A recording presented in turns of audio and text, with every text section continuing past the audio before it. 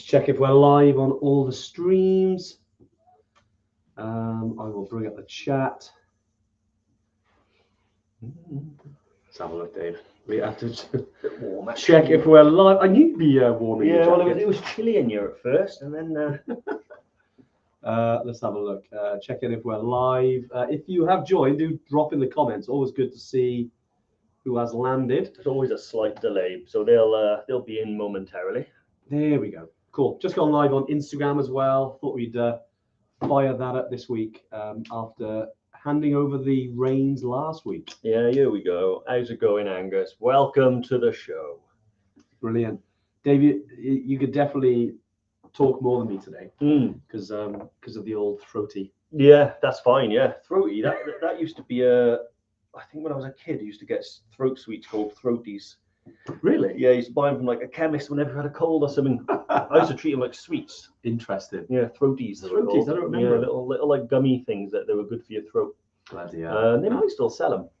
But yeah, how's it going? So all we've got. We're just talking about throaties today. Yeah, exactly. So it's just a 1-to-1 between us and Angus so far. He's the only one that's joined. I know. It's like that's pretty good. It's because we had a week off last week, wasn't it? Because Vicky and Molly were here. But I hope you guys had a good time. It was. They did a good one. It looked like a fantastic live. Yeah, exactly. You've changed sides. I told you. You knew, didn't you? I told you I was. That is weird. I don't know why that is the case. And trust Marky V, because he's probably watched, probably out of, you're definitely in the top 5, Mark, of people who've watched the most TTIs. Yeah. Over the last few years. So that is interesting. I don't know why it switched. Yeah. Apologies, guys. I'll see if I can actually switch this back because it messes up the cheat, doesn't it? Yeah, that's what I mean. So if I did this then, how would that be? Yeah, that's how it normally is. So that's it. That's how it looks. There because you've always got the thing above your head. That's Tuesday right, tuning. Of course. There we are. We're back. Yeah. This is the start of it. Scrap the first 3 minutes. I always look diagonally at my own face on the screen. So when I was right in front of me, I was like, not happy about this at all. True. Yeah, how's it going? So we're on Instagram as well. Awesome. How's it going? RMX Labs from Nottingham, want to do Everest Base Camp, but also interested in Killy. Awesome. Perfecto, my friend. We'll talk about both of those today. I'm sure. Especially as you're heading off to Nepal tomorrow, aren't you? Tomorrow, yeah. EBC. Looking forward to it. EBC number 5. So we'll be even then. We'll be even then, yeah. Nice. That's about time, really. So yeah, it's been a while since I've been over there. Well, no, it's not actually. I was over there last May, but I only went as high as Namche. Yeah. And I did that via I got a taxi up to Namche and back. Taxi with blades? Yeah, strictly business that was, yeah. Strictly business. But this is you're doing all the way this time. Yeah, all the way. So this is yeah. To be honest, I was thinking about this the other day. I was thinking, do I like go up as high as like I don't know, and then go to Gokyo because I haven't been to Gokyo before. But I'd have to not do EBC, and I feel like I need to go and reacquaint myself with EBC. Well, Everest is waiting, but yeah, it depends on how you feel. Yeah, depends on how you feel. Just to get over there, do some cholaring and stuff like that. But we literally had some updates this morning. We had some Evertrekkers on Cholar this morning. We did. Yeah. Awesome. I'm going to be going out there tomorrow, fly from Heathrow at 1 p.m. and arrive in Kathmandu 9:30 Thursday morning. Is there like a Yeti tracker people can follow? You just look up at the sky, and to be honest, you know me, I if I could just portal into Kathmandu and skip, like I like, when people say, oh, I love traveling, and I'm like, I like typical. Dave, I like being travelled, but I don't like struggle with a flight. I like traveling, but I don't like the pre-travel travel. Like I like traveling in Peru, but I don't like traveling to Peru. Fair. You know what I mean? So, but yeah, no, really excited. Cannot wait to get back out there and see the mountains again. But that's not what we're talking about today. I know exactly, and I think because we could have talked about Nepal. I know we talk about Nepal a lot, but I felt like we'd be good to talk about Killy this week. One, we've got the Killy live training. We've got the webinar tonight, which I think we got about 25 spaces left, which is, so if anyone fancies joining that, especially RMX Labs, if you are thinking of, Callum. Yeah, I call him Arex, mate. Arex. It's because I always start at the top. Yeah, but that's because I think he's a YouTube viewer. Yeah, he's on YouTube today. I like the YouTube viewers. I mean, I like all the viewers. I don't want to start, but I feel like there are sort of subdivisions in the Evertrekker community forming. Okay. You've got the diehard Facebookers. Yeah. Then you've got the YouTubers and the Instagrammers. And I don't know why, but I watch most lives on YouTube. It's weird though. I watch, interestingly, I watch a lot more lives on Instagram these days. Do you? But it's good to kind of mix it up and also we started on Facebook almost 6 years ago. Which is crazy. You'd have to say Facebook is the main channel for this purpose, the Tuesday tune-in. 100%. So, but I do like the idea that there are separate factions, and I'm trying to create some form of elitism amongst the factions. Yeah. Well, look, wherever you're joining us from, we're gonna focus on Killy today, and especially because it's kind of our annual trips, our group tours. They've kind of finished. Literally, I think it was last week we had the last group reach the summit of Killy, which was awesome, and that was actually including Brian from Rock to Recovery. We had a group of, I think it was 14, 15 Evertrekkers who summited, which was amazing, including his 16-year-old son, which was pretty fantastic. Anyway, we wanted to kind of what our learns were from Killy this year, because there's been some changes on the mountain, not massive changes, but it's obviously just good to talk about what went well this year, anything we learned, and anyone that's thinking about Killy, hopefully we can provide some little tips that might help, especially Callum, if you're thinking about Killy as well, and especially you've got Everest Base Camp on your mind. There's a lot of people on the live today actually who've done both, so it'd be good to kind of get their feelings on which one's more difficult, which one do you prefer, because they're very different trips, aren't they? We always get asked that question, and I've been asked it by a mate of mine the other day. So what's easier, what's harder? And I was like, do you know what? I always find it a difficult one to answer, because there are as many people that have done it that I've met hundreds of people that have done both. Yeah. And sometimes people say EBC I find way harder. I find the altitude much harder. And then other people say, no, you're mad, Killy's. And I honestly think it's a little bit subjective. And we'll start there then. Which one's harder, EBC or Killy? If you are like Callum and you've got both on the bucket list. So and before I do, just say goodbye to Mark because he's on Lake Titicaca in Peru. Have a good time. That's mad. Joining us on Tuesday Tune-In from a boat. Well done, Marky V. Enjoy yourself, mate. But we'll start there. And I think because those are our two most popular trips, there's always that versus, there's always that which one is harder. I personally found Killy harder purely, and it could have been because I was a little bit ill before I started. I think I had talk about sore throats. I think I had probably COVID at the time because it was February 2020 we first did it, and I found it probably harder just because of summit night, and probably because at that point I'd done EBC 5 times, and so it not that EBC is less of a challenge, but I think the more you do something, you know exactly what it takes to do it, whereas Killy was the unknown.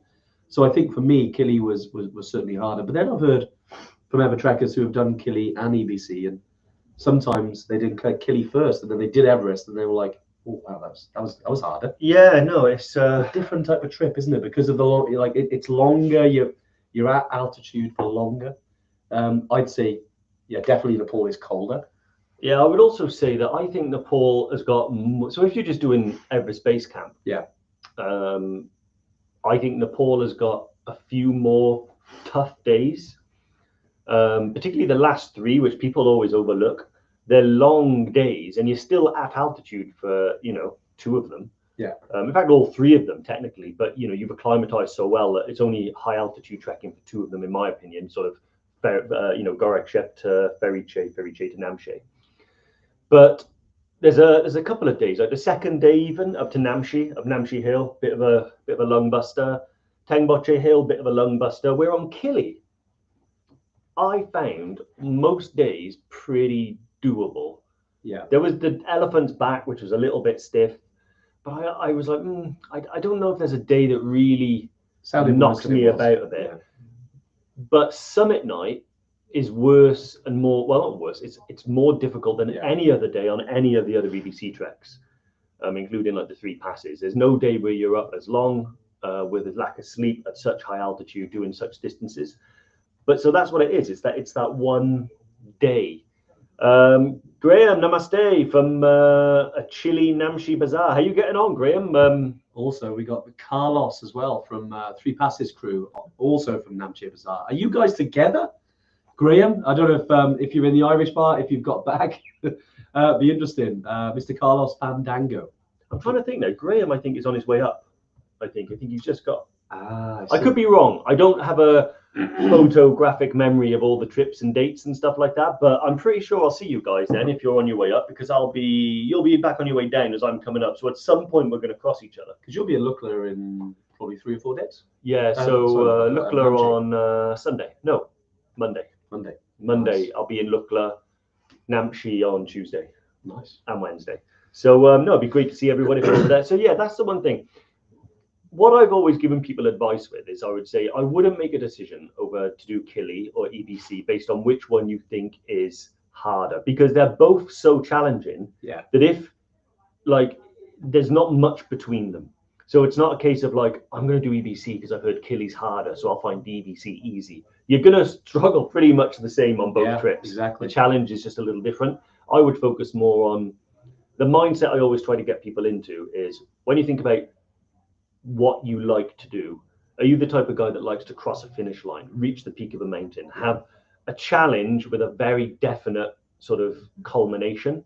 Or are you someone that enjoys that, but also enjoys the traveling and the experience? Because the journey and exactly. Yeah, because if you're more about the challenge and, then Kili is amazing for that. If you also want to do a bit of traveling and see villages and stuff like that, then EBC. So weigh up in your own mind which one you'd want to do. Kilimanjaro, for me, I think when we did it, I loved it. I thought it was one of the best experiences I've ever done in my life. I loved Kili. I think getting to the summit of Kili was definitely one of those big achievements, And weirdly, when I'm talking to people who perhaps aren't in the know, and I'll tell them, I've been to Everest Base Camp and stuff like that, I think they're more impressed by Kili. I think it's bragging rights. It's naturally, isn't it? Because it's a summit, and I think this year, I believe, looking at the stats, I mean, the last few trips we've had like 100% success. We did have a few evacuations this year, and that's something that's becoming more prominent. I think certainly this year we had more. We had some helicopter evacuations on Kili. Which it's becoming more of a thing now, isn't it? It's mad. We went years without any. Yeah. And then in the last 2 seasons, we've had a couple. It's not unusual. I think it was unusual that we went so long without having any. Yeah. And at some point, it's gonna happen.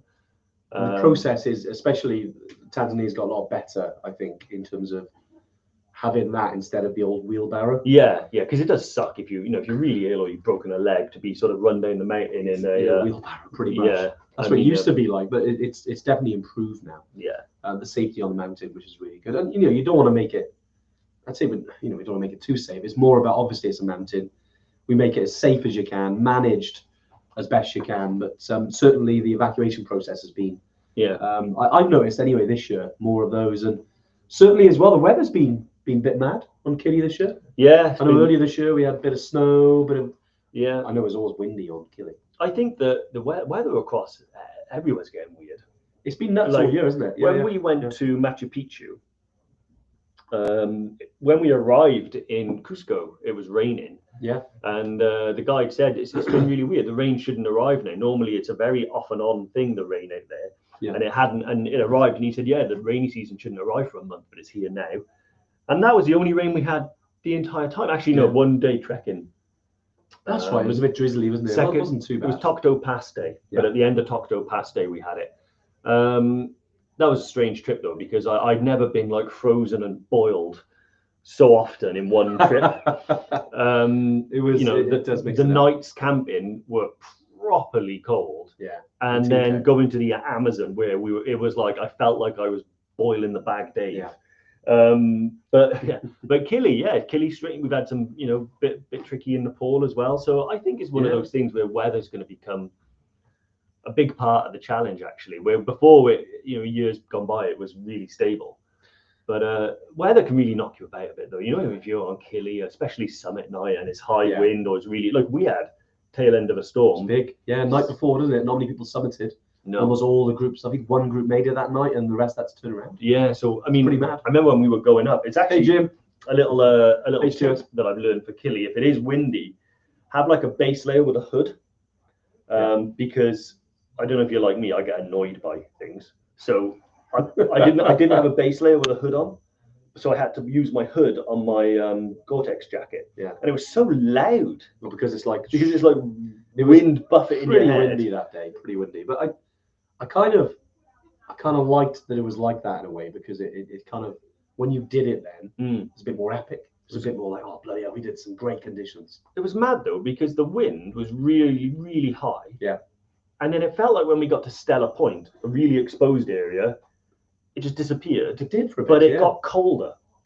It got colder, I think, sometimes where maybe there was a low front coming in. Yeah.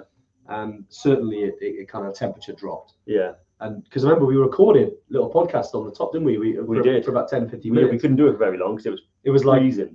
And we were trying to hide like this with the phone because it was recording on the phone, but the microphones on here are amazing. I was wondering in our pictures if we had one of when we were on the summit. On the summit.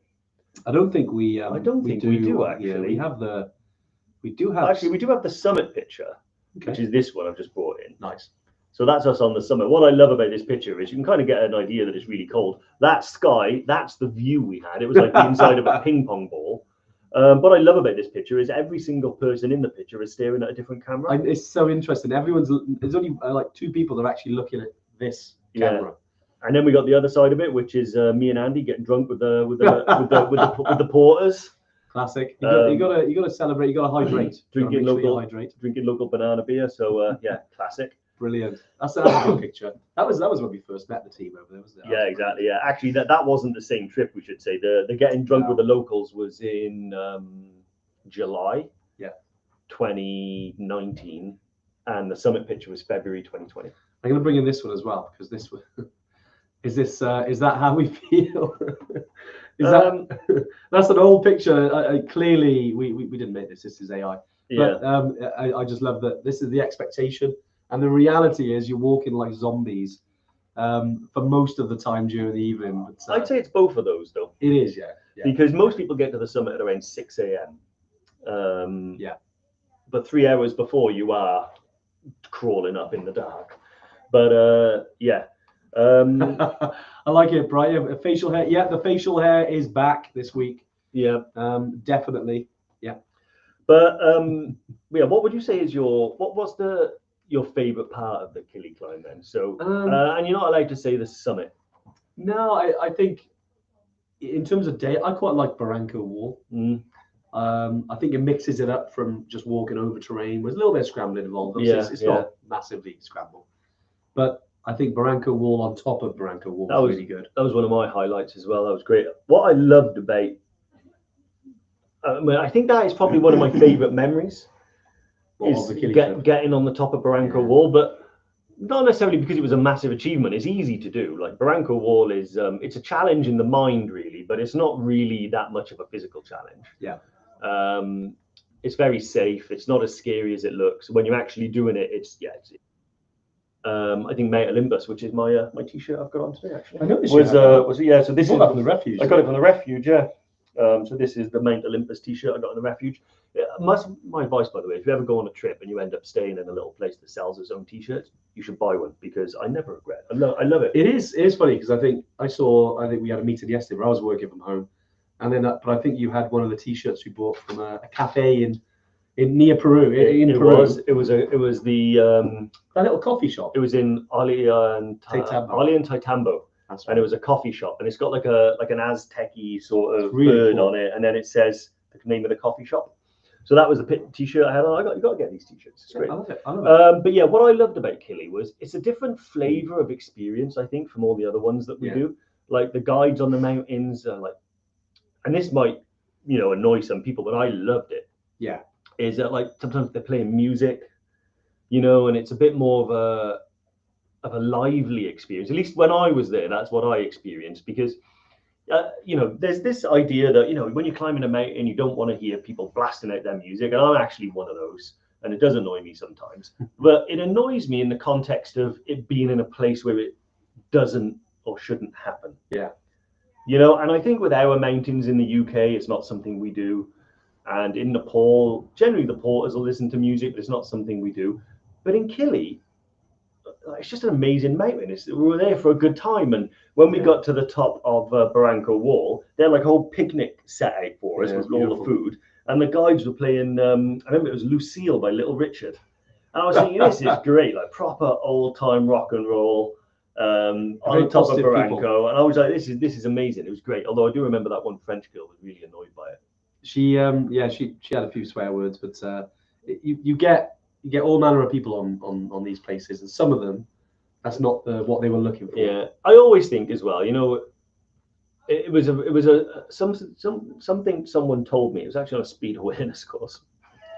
Nice thing. And one of the things came up was like frustration around other drivers and stuff like that. Yeah. And the guy said to me, and it's something I've kind of adapted into other areas of life, not my speed awareness, was, you know, you shouldn't get frustrated. You know, just tell yourself the person in front who's driving unnecessarily slowly is a mother with a fragile birthday cake on the back seat, and she's taking that home for a kid.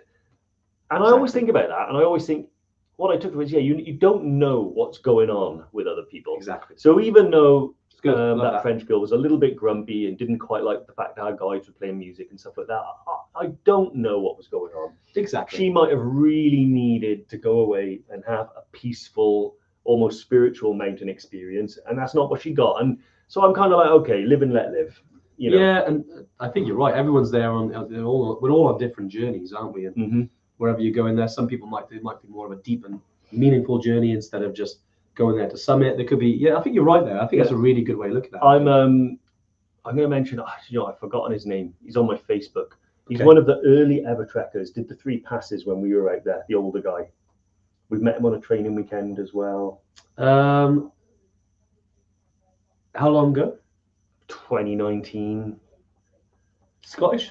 No, I don't know if he's Scottish. He has like white hair. I remember there's a cool picture of him wearing sunglasses. Ian?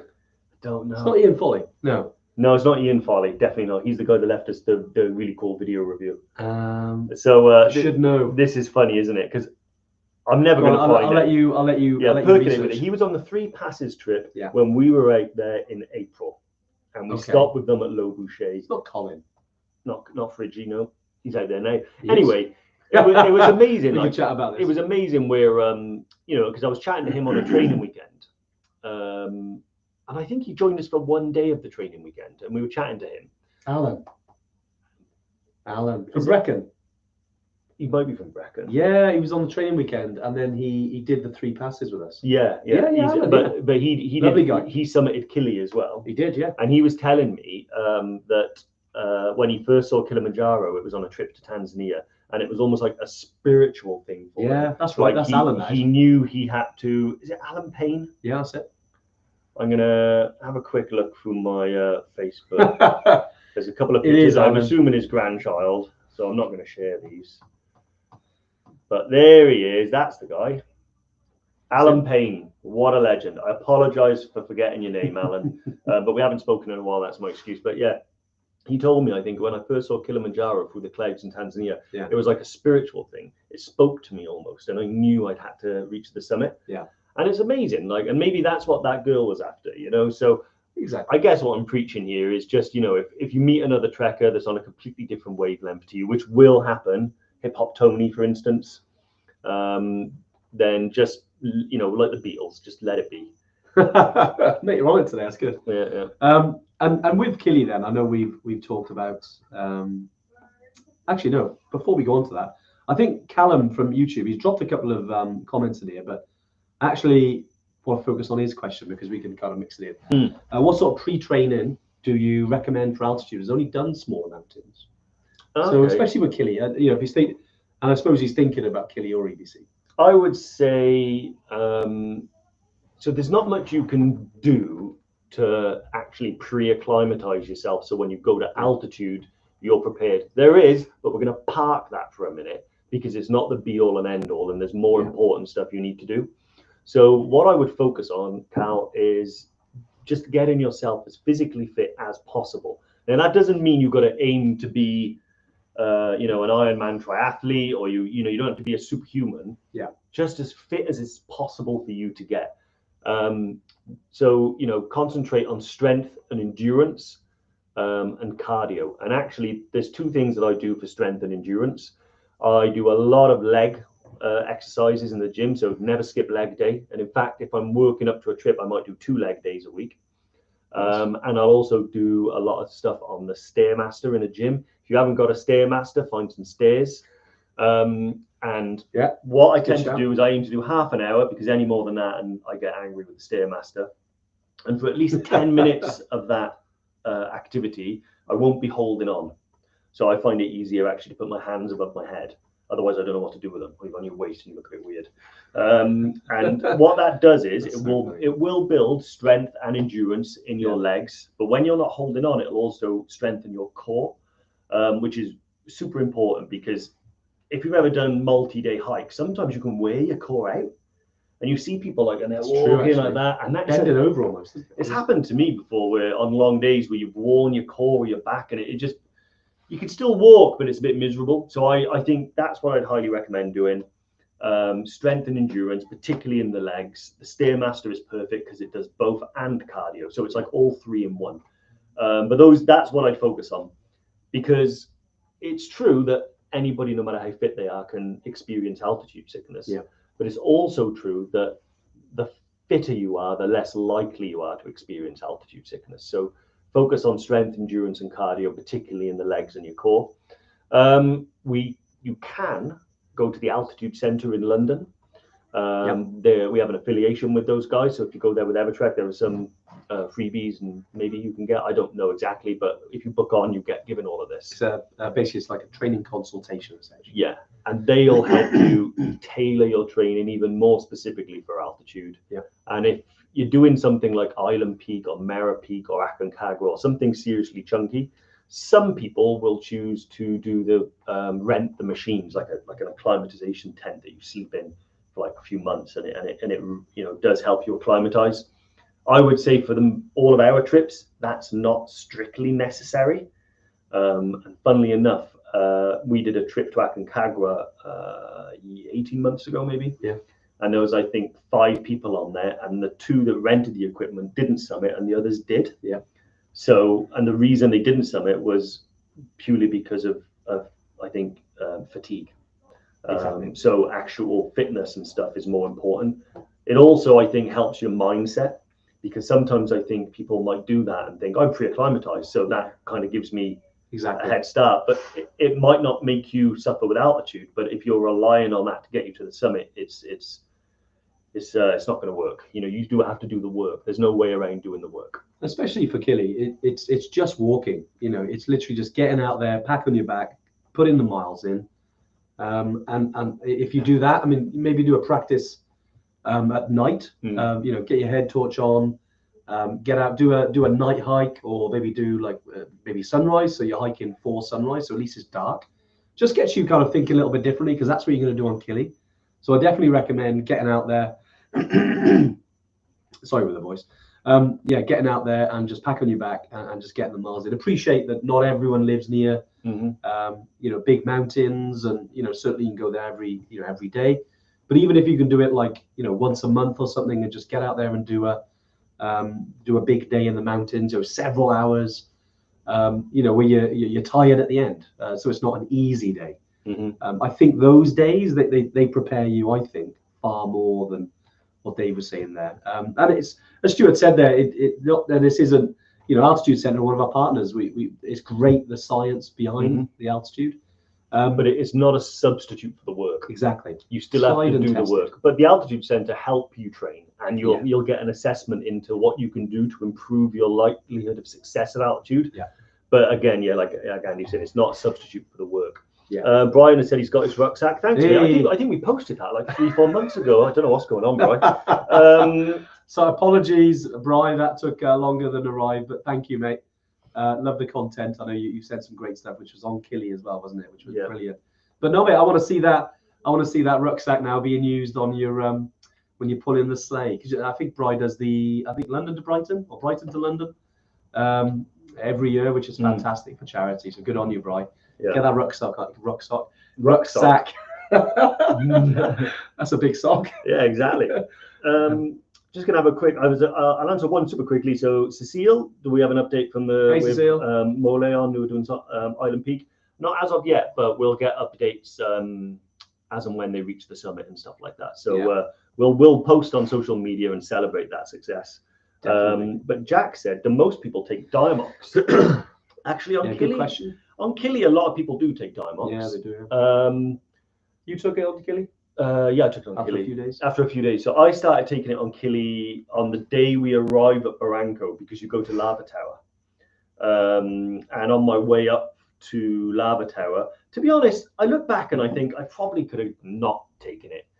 But at the time, my attitude was, I've got a bit of an headache and I want to enjoy the experience. So I'm not one of some people, it's almost like a sense of pride. They don't want to take it. And I'm like, well, just take it, like if it helps. Again, Diamox doesn't do the work for you. Trekking with Diamox doesn't make the trek easier. It just means you're less likely to get altitude sickness. But it's not like you've got a turbocharger that puts you up the hill. Like you're still the same muscles, the same endurance, all that. But with Diamox, so we don't recommend you take it or not take it. We recommend you get all of your recommendations. See how many times I can say recommend from a professional. But anecdotally, what I'll tell you is there are two ways that most people take it. One is called the prophylactic way, which just means preventative. So if you were doing it, you would start taking it on maybe day one of your climb, and you would take half a pill in the morning, half a pill in the evening. And you would do that all the way up and all the way down, because once you start on it, you can't stop until you come back to the same altitude.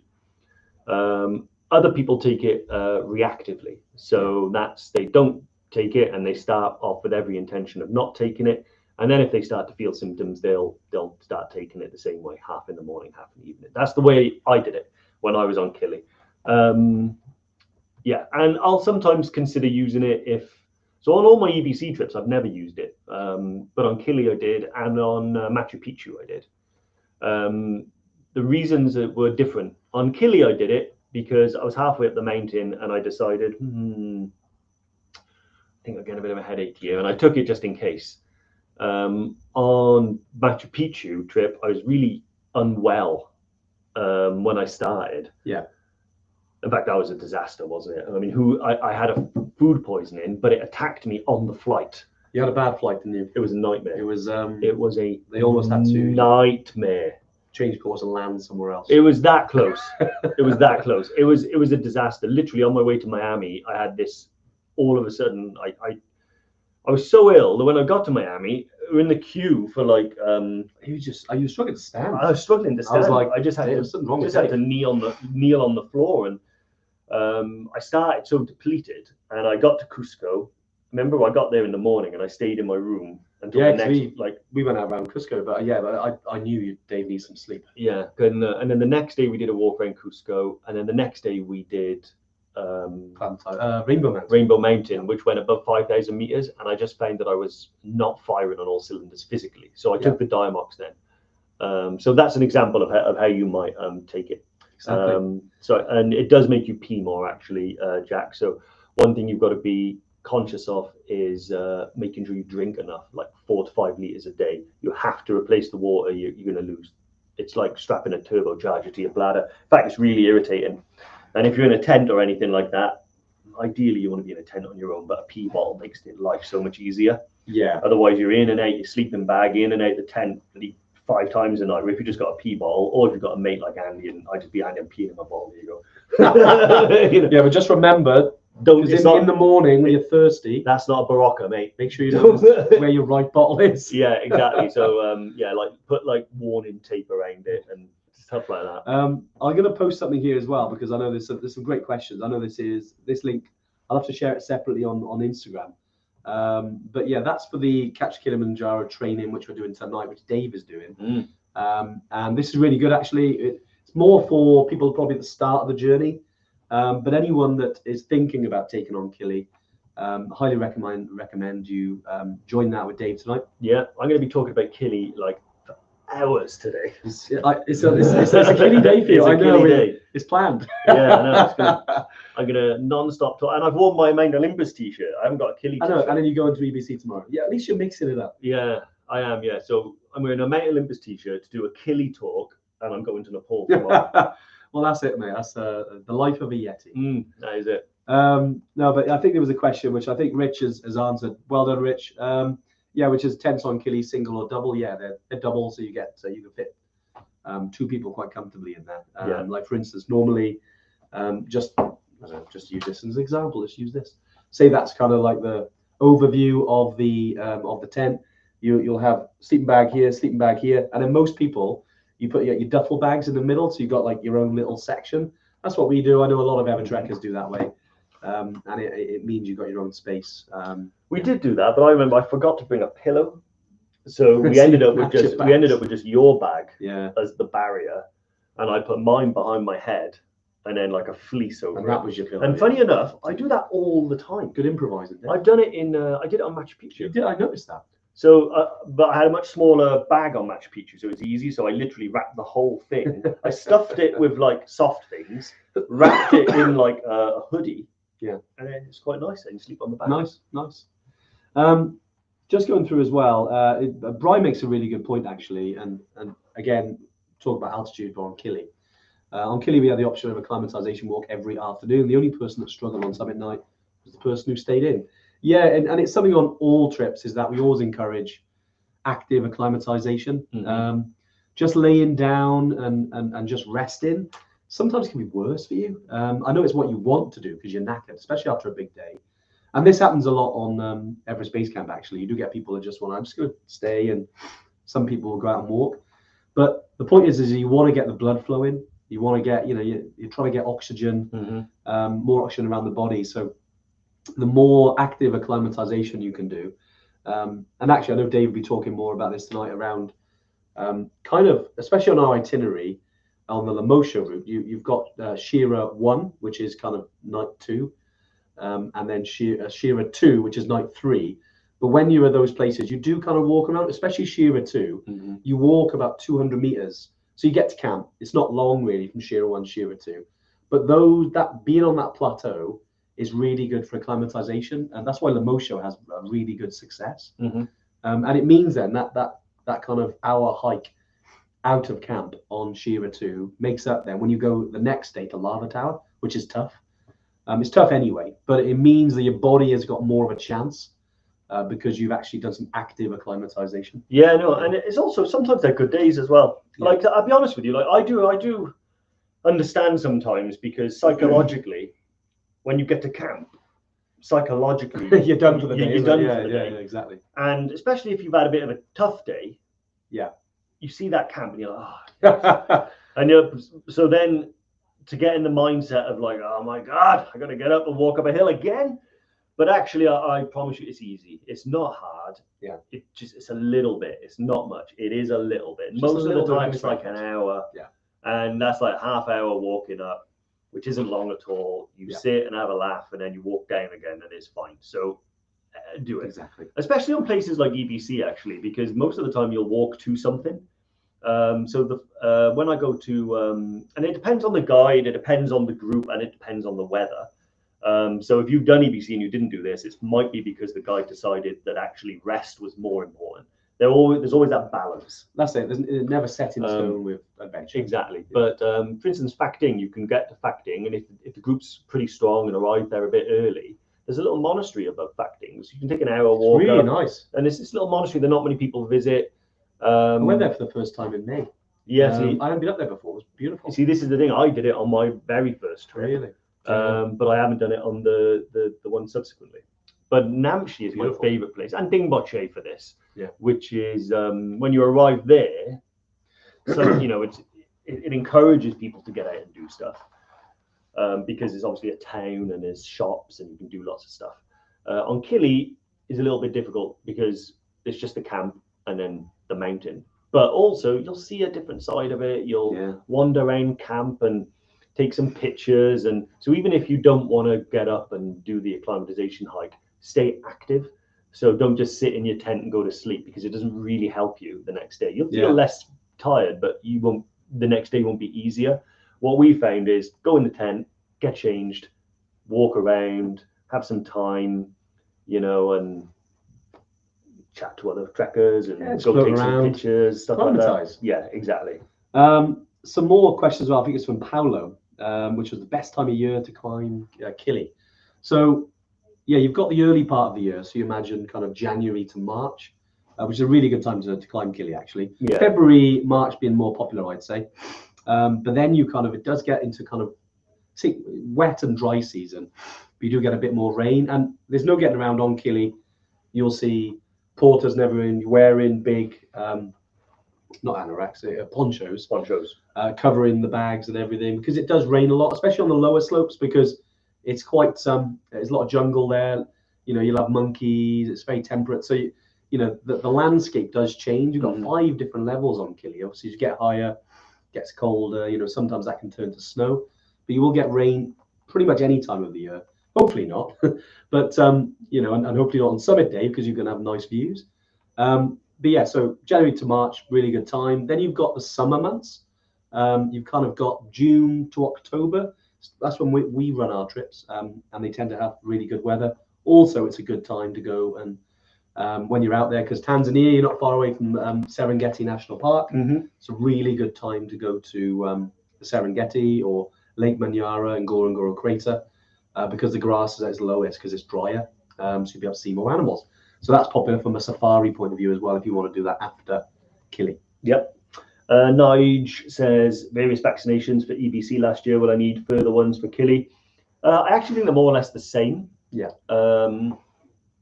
Depending if you go into Kenya beforehand, and I never make the assumption that you will or won't, but you'll need yellow fever vaccine, not the yellow fever. Have I had the yellow fever vaccine, or did I get a waiver?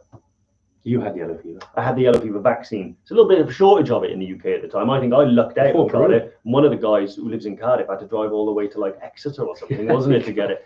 But so you may need it depending on if you're going through a country that actually requires it. But the most important difference will be the malaria medication. So that is non-negotiable. Some people say, "Oh, I've heard it's bad." Well, it might react badly with you, but it's worth it. It's better than reacting with malaria. Yeah, because it is a hotspot, Moshi, the area around Tanzania, the area in Tanzania where you're going to be, especially in the nights and stuff, does have malaria, and it also has the cerebral malaria. Yeah, which is really naughty. I actually think Ross Kemp got it, but I actually think Cheryl, I forget which her name was, Cheryl Cole. She had a few last names. Yeah, I think she did Kilimanjaro as a charity and ended up getting. She did. Might be wrong on this, by the way, but I know she got malaria and it was really bad. Yeah. So take your anti-malarials. I took Malarone. Actually, I've done 2. I took the first one, which is doxycycline, which is the antibiotic. I've used both. Malarone's fun. Yeah. And then the second time I used Malarone. I think for me, Malarone was easier. Yeah. I did doxycycline before because I thought, well, do you know what? It's an antibiotic. So it's actually 2 birds with 1 stone, because if I get like a stomach bug or anything, I'm already on the antibiotics. But it's a bit of a nightmare because you've got to take it for 2 weeks before you go, the entire time you're there, and for a month after you come back. It's a lot. It's a lot. So my God, where Malarone I think is like a week before you go and a week after you come back, or something like that. A shorter period. But take it in the morning. If you take it before you go to bed, brilliant. The dreams you have, it's like crazy. An epic fantasy novel playing out. They're not unpleasant dreams. It doesn't cause nightmares. But it's, man, you wake up in the morning and you're like, my God, like I've been on an adventure. It is like watching back-to-back Lord of the Rings. Yeah, pretty much. That's all I can explain. Exactly. It's amazing. Just looking at some Instagram as well, because I think going back to the Diamox question, I think someone was, I think it's Pratesh. Does Diamox make you pee? And Dave, just to swing back to what you said around, it certainly speeds it up, doesn't it? Yeah. When you're on Diamox. So with Diamox, what I understand is, so the process around acclimatizing, people talk about getting more red blood cells, but that doesn't really happen for at least a month. Most of the time, we're not at altitude for a month, so we won't generate more red blood cells. But your body still has to find a way to adapt. So what it'll do is it'll start this diuretic effect where you'll start peeing more. This is without the Diamox. And what it's doing is it's flushing out everything your body doesn't need to transport oxygen around efficiently, which is why you pick up colds and things a lot easier at altitude. that's how the natural process works. Diamox, I understand. I don't know the mechanism by how it works, but it's like strapping a turbocharger to that process. So that process will happen, and it'll happen a lot quicker and a lot more effectively. Yeah. But that obviously means you're going to be peeing a lot more. So you have to replace that fluid, not just what you've lost through exercise, but also to account for the fact that you're at altitude and you're taking Diamox. So it's like a triple whammy. Nice. Yeah. Okay. Well, yeah, a few more people. We've got James as well has joined. Hey, James, good to see you. Sir. Hope all is well. I heard about your Olympus trip, and a mad amount of snow. But anyway, I saw your pictures, looked absolutely fantastic. Well, guys, look, I think we're going to leave it there today. I know we've covered a lot, talked about a bit of EBC and obviously Killy a lot, but hopefully that was useful. I know to some of the kind of newbies to the Tuesday tune-in today, I hope that was useful, especially Callum. If you're thinking about Everest Base Camp or Killy, I think if you've got time tonight, it starts at 7. I would join the Catch Kilimanjaro live training, which I'll put the link in there. Definitely join that, because I think Dave goes into far more detail about Killy. Yeah, probably give you a lot more, hopefully help your decision whether you go Everest Base Camp or Killy. But yeah, I highly recommend you join that, and to everyone else as well who's thinking of taking on Kilimanjaro, because it's Killy focused tonight. We've lost our little bit, man. What's that? We lost our little bit that goes in the. Oh yes, Joe Wine. What is that? It's when we were sharing the images. Oh, is that? It just disappears. It just disappears. So I mean, what we could be. We could be in. This is Dave now is going to be. The desert. I didn't realise that. What's this? This is just a bit trippy. That's festivals in summer. Festival. Oh, there we are. Safari. Anyone fancy some zebras? What's this? But this is like. So yeah, I Dave's found these fun graphics. Look at this. Well, it's because I had to do a Tuesday tune-in without you, and you had to do all this stuff. I set it up for girls. Breaking news. That's like Bry, is it? Breaking news. Thank you for watching, guys. This is Wales, and business as usual. There we go. That's quite entertaining. Yeah. Yeah, James. What this was tonight. Yeah. So it won't be long. Oh, hang on, we're gone. We back to the usual one, Dave. There you go. Yeah, James. Yeah, it is tonight. Yeah, we're just talking about Killy today. So this is the Tuesday tune-in, but we've got a live training webinar tonight. Yeah. Yeah, definitely jump on there. There's still some spaces left. We did put the link in the comments, and hopefully you've got it. But any problems, just drop us a DM on obviously on Facebook, and we'll send it to you as well, mate. But anyway, guys, have an awesome one. Dave's off for a few weeks to Nepal. Have a good trip. Yeah. Looking forward to it. Yeah, I can't wait. It's gonna be good. Just want to get the flying over and done with. You'll be fine. Get a good book. The thing is, people always say, "Are you afraid of flying?" Not at all. I don't mind. I just don't enjoy airports. You're just not a big fan of the flying. Once I'm on the plane, I'm all right. Yeah. It's the airports. I'm like in an airport queue. It's like as soon as I'm in an airport queue, I just get grumpy. You can imagine to everyone how fun it is traveling with this guy. It's funny. Yeah. It does make me laugh. But mate, have a good trip. Can't wait to see the pictures. I'll take one or two. You know me. Like, no, I need more than that. Don't expect a flood of pictures. But what I'm going to do is with I'm going with a group of customers. They don't know I'm going with them. You get that? So, they'll be quite surprised. So actually, if you're doing EBC and you'll start in like this Saturday, day 1, I'll be on a trip with you. So that's good or bad depending on your view. But I'm going to set up a WhatsApp group, and I'm going to encourage everyone to put their pictures in that group that I will then forward to you. Smash it. Yeah. Lovely. All right. Well, wonderful to be back. I'll be back next week. But yeah, I'll be talking about something completely different. But have an amazing week, whatever you're up to. And yeah, we'll see you again next week. Take it easy. Cheers.